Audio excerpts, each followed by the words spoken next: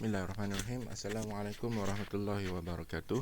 Ini adalah sesi perkongsian ilmu berkenaan dengan objektif pembelajaran dengan kriteria kejayaan.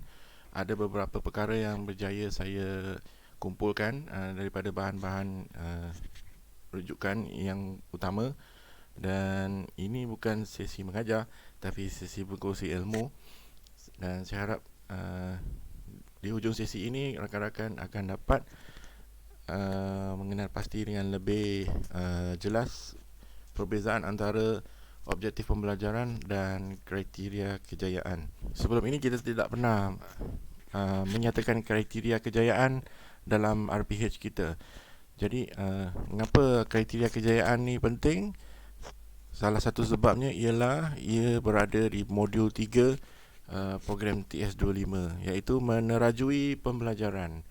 Kalau kita semak dalam modul 3 ni, memang jelas menyatakan tentang persediaan RPH kita, Part 21, kebat, gaya pembelajaran, pentaksiran dan 3-part lesson. Dan kesemua aspek ini sangat bergantung rapat dengan OP dan KK keempat yang ditekankan.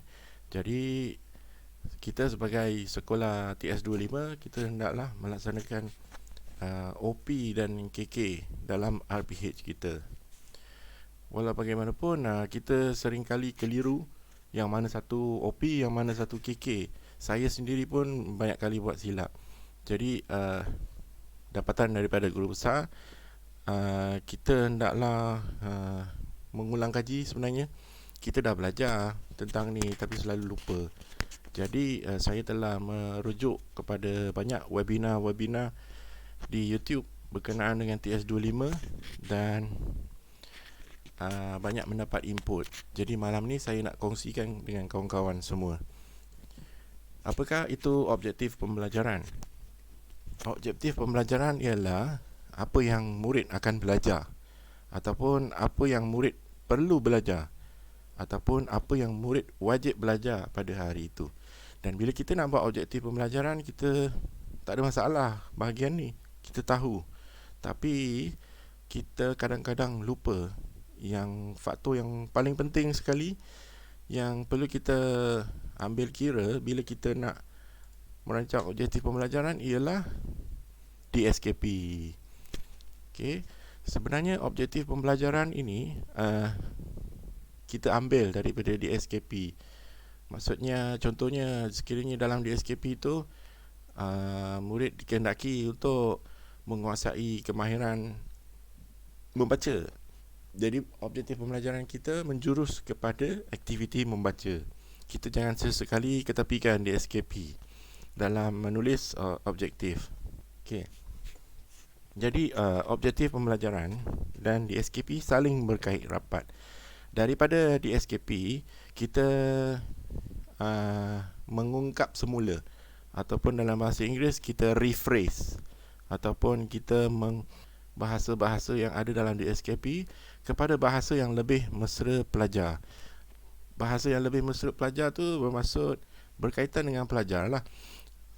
Cara bagaimana pelajar belajar, arasnya bagaimana, berapa tempoh masa yang mereka perlukan. Sebab dalam DSKP ni dia simple saja. Dia hanya menyatakan apakah kemahiran yang harus dipelajari.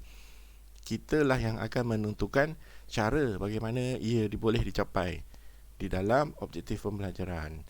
Dan objektif pembelajaran pula hendaklah sentiasa dirancang agar dapat mencapai DSKP. Kadang-kadang kita buat objektif ni kadang-kadang tidak menjurus kepada DSKP kita. Kita lebih terpesong mengikut textbook contohnya. Jadi kita perlu semak balik, adakah objektif pembelajaran kita ni sama dengan DSKP. Okey. Apa pula kriteria kejayaan?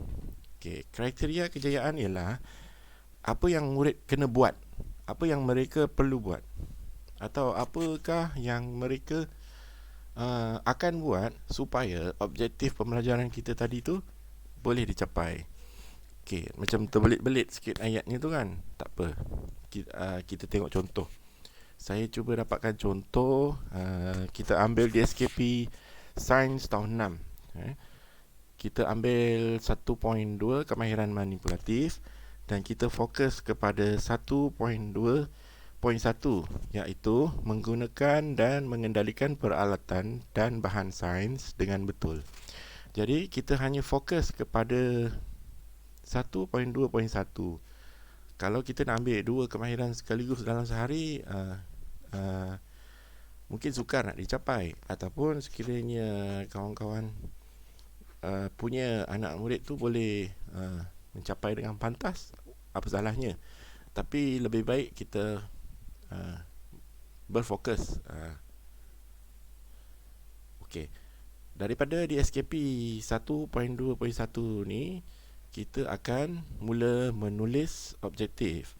Jadi objektif dia akan berbunyi seperti ini.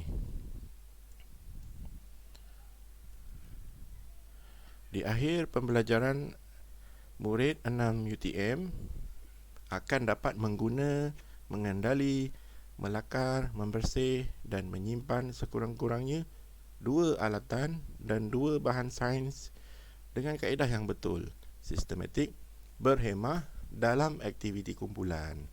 Kalau kita tengok dalam DSKP itu ringkas je. Dia kata kemahiran yang perlu dicapai ialah mengendali peralatan dan bahan sains dengan betul. Jadi, bagi menerangkan DSKP ni dengan lebih baik, di dalam objektif kita tambahkan syarat-syaratnya. Dikata mengguna dan mengendali, tapi kita tambah melakar, membersih dan kita tambah juga menyimpan. Sebab bagi seharusnya murid kalau dia dah pandai menggunakan peralatan, dia mesti tahu cara simpan dengan betul. Okey. Dalam objektif kita letakkan syarat. Berapa alatan? Kita letak 2 alatan. 2 alatan ni tak ada pun dinyatakan dalam DSKP. Itulah fungsi objektif pembelajaran. Kita menjelaskan cara-cara, kaedah-kaedah yang kita rancang supaya kemahiran di SKP ni boleh dicapai. Daripada objektif pembelajaran yang ada ni, kita akan merancang kriteria kejayaan pula. Macam mana cara nak tulis kriteria kejayaan?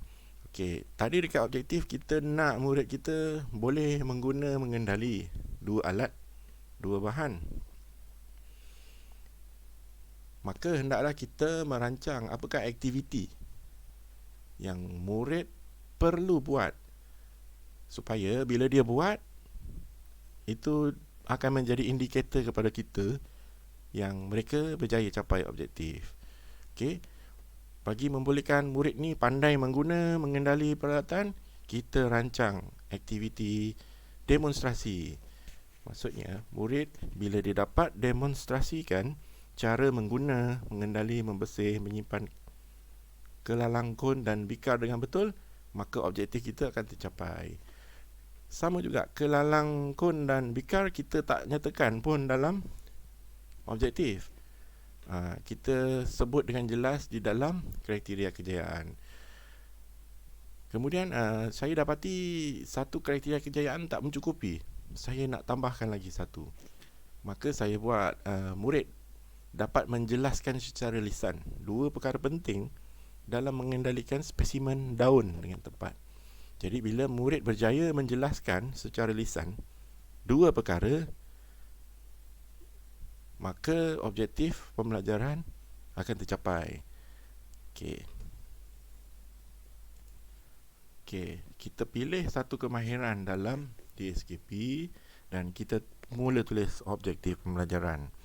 Di akhir pembelajaran, murid 6 UTM akan dapat, pertama, menukarkan 5 nombor perpuluhan kepada nombor bulat dan sebaliknya, berpandukan contoh yang diberi dengan betul. Oleh kerana dalam DSKP ni ada 2 kemahiran yang saya rasa kita perlu fokus, jadi saya pecahkan objektifnya menjadi nombor 2, iaitu menukarkan 5 pecahan juta nombor juta, pecahan juta, kepada nombor bulat mengikut contoh yang diberi. Jadi saya memerlukan dua objektif pembelajaran supaya kemahiran 1.1 dalam kurungan 3 ini boleh dicapai. Kemudian bagi memastikan objektif pembelajaran ini boleh dicapai, saya merancang 4 aktiviti kat sini yang kita masukkan di dalam kriteria kejayaan. Kriteria kejayaan pertama, murid dapat kategorikan 10 set nombor, yang mana nombor perpuluhan, yang mana pecahan. Jadi aktiviti pertama tu kita nak mereka kenal dulu yang mana nombor yang pecahan juta dan yang mana nombor perpuluhan. Kemudian kriteria kejayaan kedua, murid dapat menulis jalan pengiraan. Macam mana cara nak tukarkan 5 nombor perpuluhan tadi kepada nombor bulat. Jadi aktiviti dia menuliskan jalan pengiraan. Kemudian yang ketiga, membentangkan jalan kerja tadi tu kepada rakan-rakan. Dan yang keempat, murid dapat menjawab 5 daripada 10 soalan objektif dengan betul. Apabila keempat-empat kriteria kejayaan ni boleh dilaksanakan oleh murid, maka objektif pembelajaran kita pun akan tercapai. Okey. Sekarang kita nak fokus pada penulisan objektif pembelajaran. Dapatan daripada tontonan webinar dengan Puan Miziana Alayas Suhana binti Sabu. Beliau adalah pensyarah IPG Pendidikan Islam. Beliau juga merupakan salah seorang panel penulis modul TS25. Jadi dia ada kongsikan perkara penting yang perlu kita fikirkan bila kita nak menulis objektif pembelajaran. Dia kata ada 3 aspek penting yang perlu dititik beratkan bila kita merancang OP. Yang pertama, di SKP dah tentu. Kita jangan sesekali merancang objektif yang tak sama dengan di SKP. Sebab di SKP ni adalah satu standard yang kerajaan kementerian tetapkan supaya murid ini mencapai sesuatu kemahiran tu. Jadi kita perlu sangat ambil kira di SKP dalam objektif kita. Yang kedua, ABCD. Yang ketiga, SMART, SMART. Okey, kita tengok dulu apa itu SMART.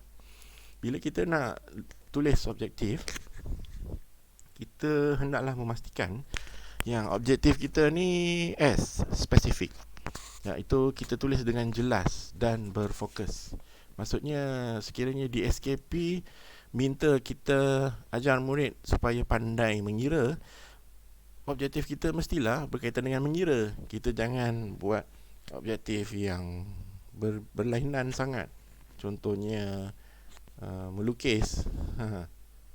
Melukis kan, padahal kita nak suruh dia mengira, tapi objektif kita melukis. Jadi tidak spesifik.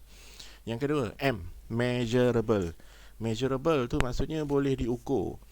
Contohnya murid boleh menulis karangan mengandungi 5 ayat ringkas. Murid boleh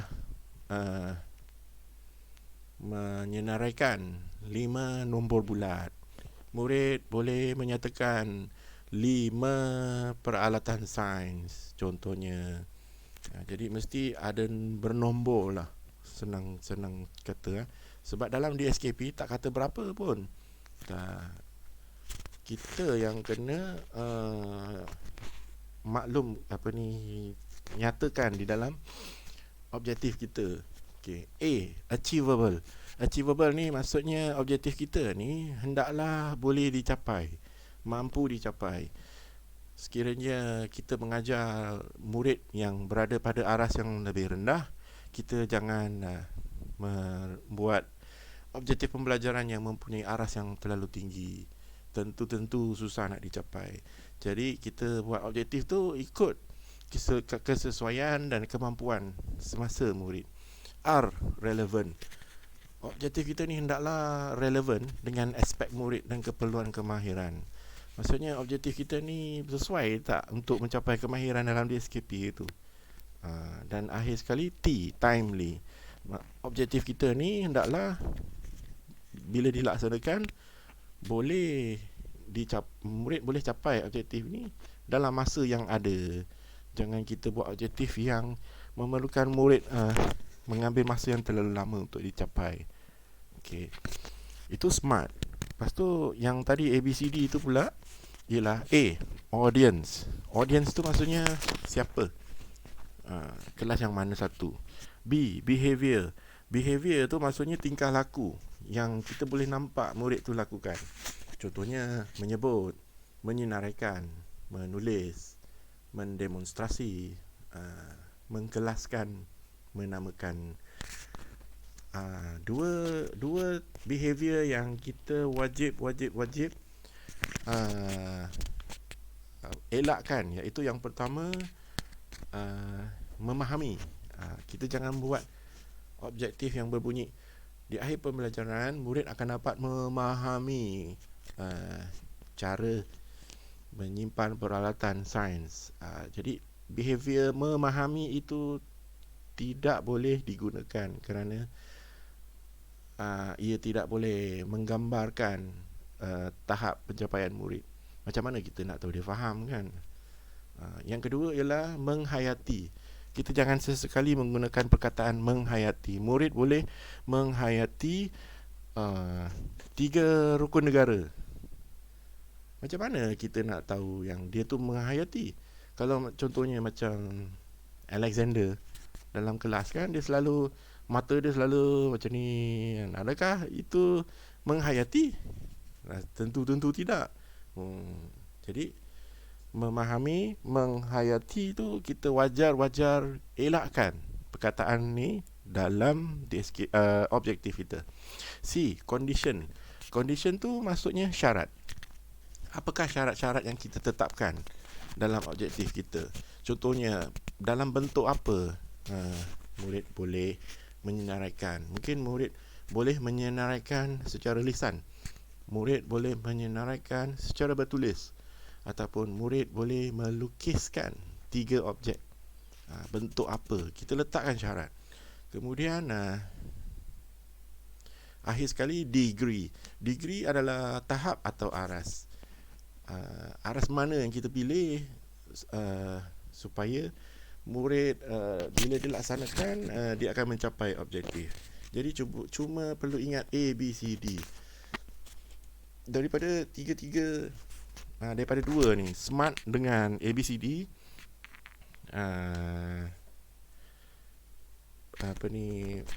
master trainer tu kata kita utamakan ABCD bila kita merancang objektif pembelajaran. Sebab Nazir dia akan bertanya ABCD. Kalau SMART ni kurang diguna pakai di dalam pemantauan mereka, sebab tak tahu kenapa kebanyakan Nazir akan menggunakan kaedah ini bila dia menyemak RPH kita A, B, C, D. Okay. Kita ambil contoh. Tadi kita dah buat objektif pembelajaran untuk matematik tadi kan. Jadi saya nak tunjuk yang mana satu A, B, C, D. Okay. Dalam objektif pembelajaran matematik tadi, kita buat ayat di akhir pembelajaran murid 6 UTM akan dapat. So murid 6 UTM tu adalah A. Siapa? Murid 6 UTM. B, tingkah laku. Murid akan dapat menukarkan 5 nombor dalam perpuluhan kepada nombor bulat. So menukarkan itu adalah tingkah laku. B. Kemudian C, syarat. Apakah syaratnya yang kita taruh tadi? Syaratnya murid menjawab menukar 5 nombor tu mengikut contoh yang kita beri. Itu syarat yang kita letak. Kita boleh tukar syarat ni, mungkin syarat masa. Contohnya syarat masa, murid menukarkan 5 pecahan juta kepada nombor bulat dalam masa 20 minit. Kita letakkan masa, contohnya, itu syaratnya. Kalau dia dapat ikut syarat tu, objektif tercapai. Ataupun kita boleh letakkan julat. Contohnya, murid dapat menukarkan 5 daripada 8 pecahan juta.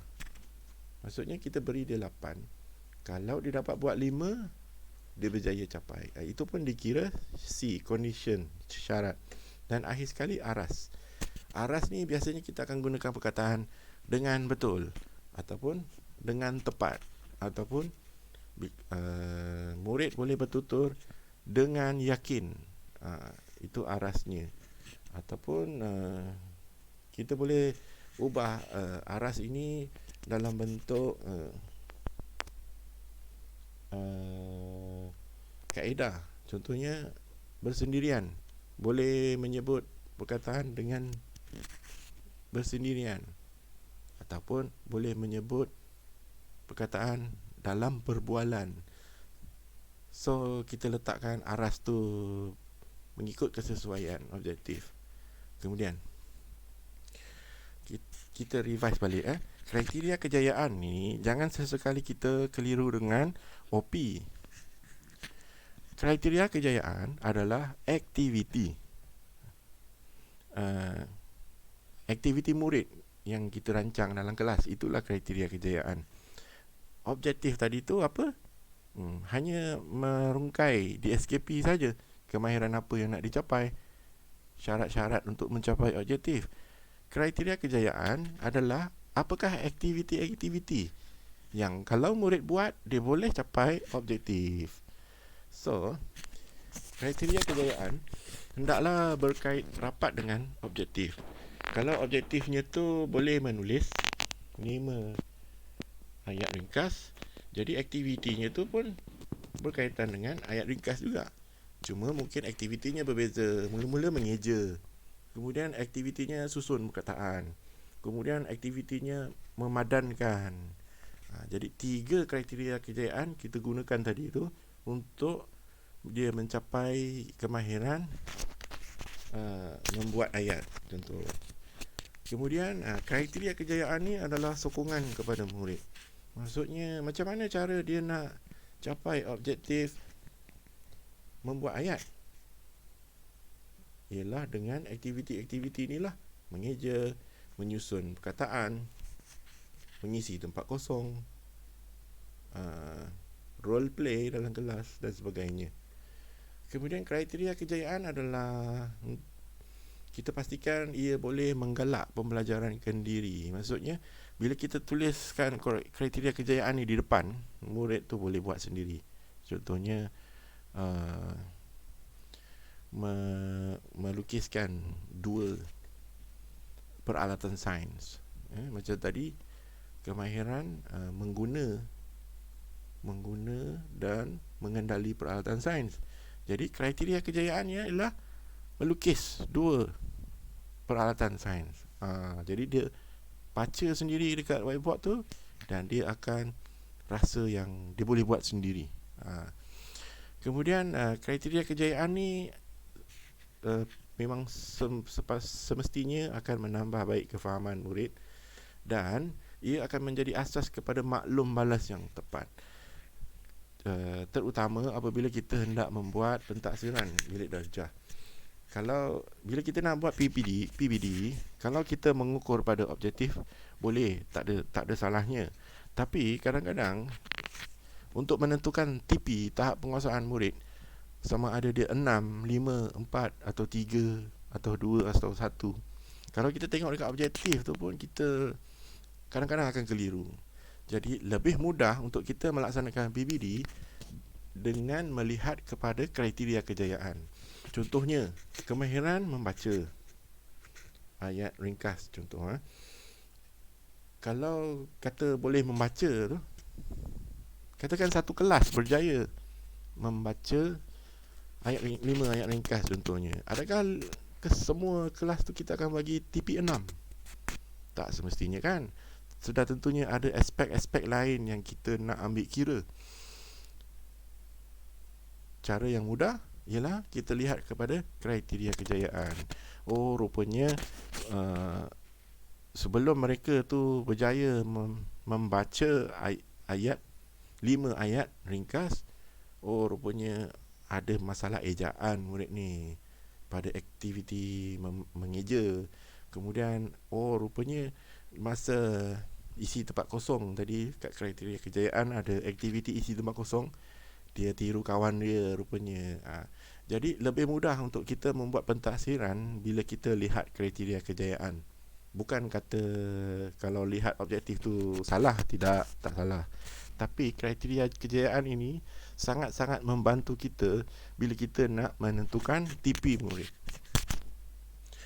Ingat, banyak kali kriteria kejayaan bukan objektif. Kriteria kejayaan adalah aktiviti yang kita rancang supaya objektif boleh dicapai. Ingat, kriteria kejayaan adalah aktiviti. Okey. Perkara yang perlu dielak. Saya pernah buat juga kesalahan ni. Bila saya baca modul ni, sedarlah kesilapan lalu kan. Kadang-kadang kita ni kita cuma pendekkan je daripada objektif, kita pendekkan. Bila kita nak buat kriteria kejayaan tu, kita hanya memendekkan ayat objektif. Itu salah. Contoh yang dia bagi, dalam objektif murid boleh menerangkan dan menggunakan kata hubung. Kita pun buatlah kriteria kejayaan kita menggunakan kata hubung. Kita buang menerangkan. Tak boleh. Kita kena ingat balik, kriteria kejayaan adalah aktiviti apa? Melukis, mewarna, mengkelaskan, ataupun mengisi tempat kosong, memadankan. Itu kriteria kejayaan. Objektif pula apa? Menerangkan di SKP tadi. Okay. Ini adalah rujukan-rujukan yang sempat saya capai berkenaan dengan OP dan KK. Jadi ini bukanlah sesuatu ajaran yang datang dari diri saya, tapi ini adalah hasil pengumpulan maklumat daripada pembangun modul, daripada contoh-contoh bahan pendidikan di internet, dan saya meninfografikkan macam ni dan saya kongsikan dengan kawan-kawan. Diharapkan kawan-kawan dah dapat nampak perbezaan antara OP dan KK. Cuba kita ulang balik. OP ialah satu kenyataan untuk menerangkan DSKP.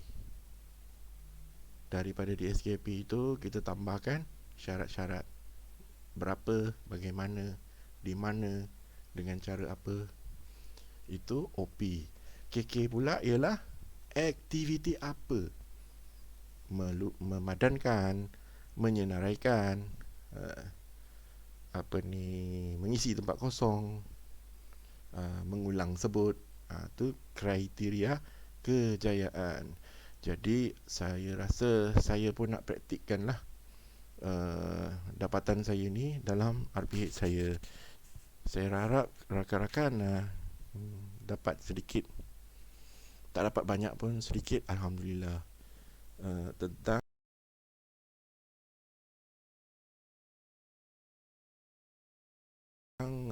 beza OP dan KK.